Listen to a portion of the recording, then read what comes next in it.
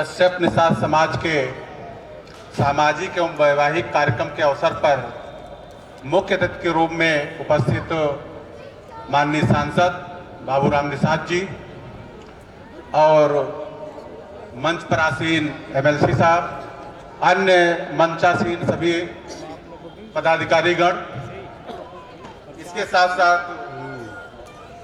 मैं सबसे पहले इधर फोटो लगी हुई है निषाद राज भगवान की, तो मैं बोलूंगा तो आप लोग उनकी जयकारा लगाएंगे। बोलिए निषाद राज भगवान की।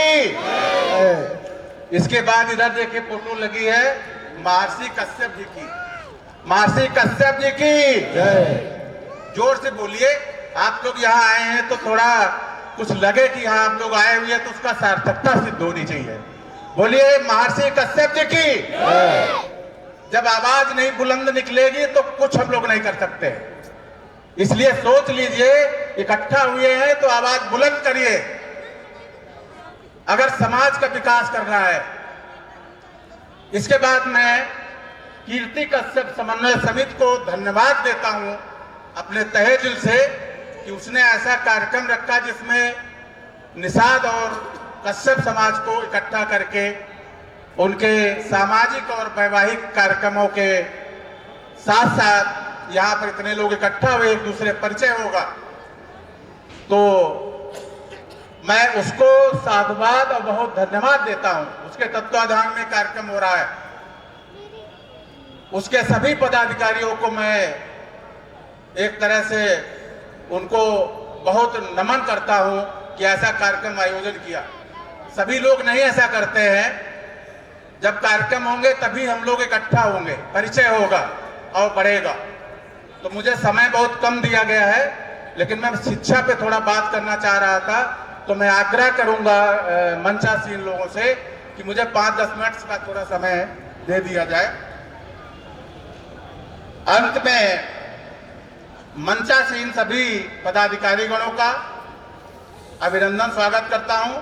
निषाद कश्यप समाज से संबंधित जितने समाज के लोग यहाँ बैठे हुए हैं सभी का धन्यवाद देता हूं कि वो लोग समय निकाले और इस कार्यक्रम में आए, उपस्थित हुए।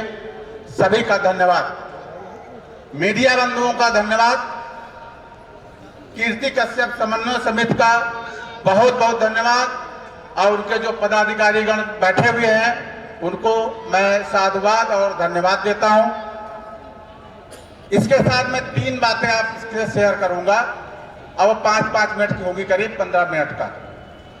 शिक्षा, अगर किसी भी समाज का विकास करना है तो 3 स्तंभ हैं उसके मेरे हिसाब से। वैसे 5 भी स्तंभ हो सकते हैं और 2 भी हो सकते हैं और 7 भी स्तंभ हो सकते हैं।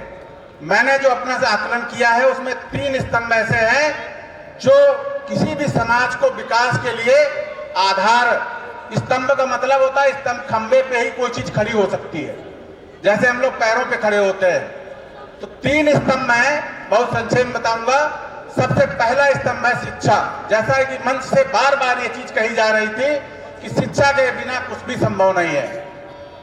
शिक्षा 100 तालों की एक चाबी है। शिक्षा से किसी भी ताले को आप खोल सकते हैं, वह ऐसी जादुई चाबी है। आप बेरोजगारी को दूर कर सकते हैं, समाज का विकास कर सकते हैं। वो किससे होगा? केवल एक ऐसी चीज है, शिक्षा। तो हम इस समाज, अपने समाज के बारे में अनुरोध करेंगे कि सभी लोग शिक्षा, अच्छी शिक्षा ग्रहण करिए और शिक्षा से ही सभी कुछ विकास संभव है और सभी समस्याओं का निदान शिक्षा से ही होगा। यानी शिक्षा 100 तालों की एक चाबी है। 100 तालों को खोला जा सकता है एक चीज से, यानी बेरोजगारी दूर कर सकते हैं आप समाज को ऊपर विकास कर सकते हैं, उठा सकते हैं। आप राजनीतिक हिस्सेदारी, जब आप शिक्षित होंगे तो अपना अधिकार लड़के आप लेंगे, नहीं तो डरे डरे घूमेंगे, अपनी बात भी नहीं किसी के सामने आप कह सकते। तो ये शिक्षा का कमाल होगा। जब आप शिक्षित होंगे तो अपनी बात कड़ाके से कहीं पर रखेंगे, नहीं तो आप अपनी बात कहने के लिए भी किसी के सामने नहीं जा पाएंगे। मैं देखता हूं तहसील दिवस में जब गांव का आदमी आता है तो डीएम सामने जाता है तो उसके हाथ कांपते हैं, कागज भी कांपता है ऐसे ऐसे। तो ये चीजें अगर पढ़ा लिखा व्यक्ति होगा ये स्थिति उत्पन्न नहीं होगी। इसलिए पढ़ाइए लिखाइए बच्चों को, कोई भी बच्चा, और अच्छी शिक्षा कराइए।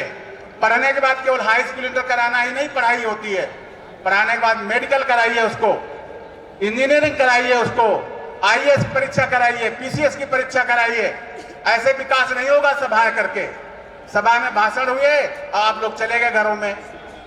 शिक्षा एक ऐसा स्तंभ है किसी समाज के विकास के लिए, इसलिए शिक्षित होइए। मेरा अनुरोध है सभी जो सामने बैठे हैं, जो मंशाचीन है, शिक्षा को एक संकल्प के रूप में लीजिए, समाज निश्चित रूप से आगे बढ़ेगा। दूसरा बिंदु, बहुत बोलने का शिक्षा पे, जैसा कि अभी पूर्व में लोग कह रहे थे कि शिक्षा वो शेरनी का दूध है जो पिएगा वो दहाड़ेगा भी और दौड़ेगा भी और सबसे आगे भी निकलेगा। तो शिक्षा आपको गले लगानी है, हर व्यक्ति को, इस समाज को आगे बढ़ाना है तो शिक्षा को गले लगाना है। और चाहे रोटी आप एक बार खाइए घर में, चाहे वो भी ना खाइए, लेकिन बच्चे को पढ़ाइए। ये संकल्प करने हैं सभी लोग। यहाँ तो सब शहर के लोग ज्यादातर बैठे हुए हैं, शहर में सभी लोग पढ़ा लेते हैं, लेकिन गांव की स्थिति, किसी एक निर्जन गांव में जाके देखिए कि बच्चों और परिवारों की क्या स्थिति है। बच्चे पढ़ते हैं, बच्चियां तो बिल्कुल नहीं पढ़ती हैं। इस समाज में, दो समाज में तो देख रहा हूं, बच्चियां तो बिल्कुल नहीं पढ़ती हैं। शहर, ये तो हम लोग शहर में बैठे हैं, किसी गांव में जाके देखिए, निर्जन गांव में, तो बच्चियां नहीं पढ़ती हैं, बच्चे भी नहीं पढ़ते हैं।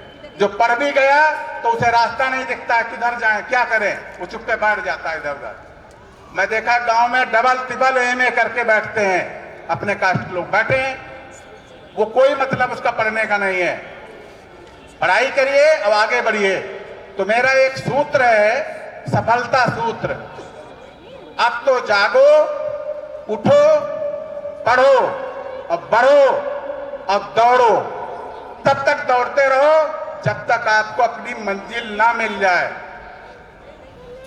ये सूत्र है, सफलता सूत्र, सफलता का मंत्र है ये। अगर जिसने ये मंत्र अपने अंगीकार कर लिया, उसको कोई सफल होने से रोक नहीं सकता है, कोई नहीं रोक सकता है। चाहे वो बच्चा हो, चाहे वो फार्मर हो, चाहे वो व्यापारी हो, कोई भी। आप लोगों में कितने हर तरह के काम कर रहे होंगे, लेकिन ये सूत्र अपनाएंगे तो आगे बढ़ते चले जाएंगे, कभी रुकेंगे नहीं। और रुकिए भी मत, रुकने का नाम है जिंदगी खत्म। जहां आप रुक गए वो जिंदगी खत्म, इसलिए रुकना नहीं है, आगे बढ़िए। जब जहां तक आप आगे बढ़ गए और उसके आगे बढ़िए, बढ़ते रहिए, बढ़ते रहिए। समाज आपको, निश्चित रूप से आपका समाज आगे बढ़ेगा। इसके बाद मैं एक दूसरा स्तंभ आपको बता रहा हूं, यूनिटी, एकता। जितनी ये छोटी छोटी उपजातियां अभी मंच से गिनाई जा रही थी, अगर ये एक हो जाएंगी, अगर एक नहीं होंगी, ऐसे हम लोग भटकते घूमते रहेंगे। अगर एक हो जाएंगी तो हमारा परिचय देने की जरूरत नहीं है कि ये हमारा समाज है, अपने आप परिचय हो जाएगा कि हम एक हो गए हैं। और एक हो जाएंगे तो राजनीतिक हिस्सेदारी अपने आप हमको प्राप्त हो जाएगी।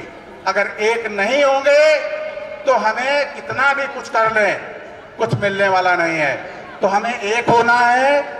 ये जो उपजातियां हैं छोटी छोटी, इनको सबको एक होके और अपनी राजनीतिक हिस्सेदारी प्राप्त करनी है। ये भी विकास का एक बहुत बड़ा स्तंभ है समाज के लिए। अगर हम राजनीतिक हिस्सेदारी में सही अपने हिस्सेदारी प्राप्त नहीं कर पाते हैं तो हम पीछे रहेंगे, आगे नहीं बढ़ पाएंगे। कुछ समाज आप कंपैरिजन करिए अपने से, कुछ समाज आपसे कम परसेंटेज में है, लेकिन वो यूनिटी और अन्य चीजों से आगे बढ़ते चले जा रहे हैं और हम लोग पीछे रहते जा रहे हैं। इसलिए इसको ध्यान दीजिए जो मैं कह रहा हूं, एक होइए। जैसे ये आज कार्यक्रम किया गया है, कार्यक्रम कर करके एकता बनाइए और एक होइए, यूनिटी होइए।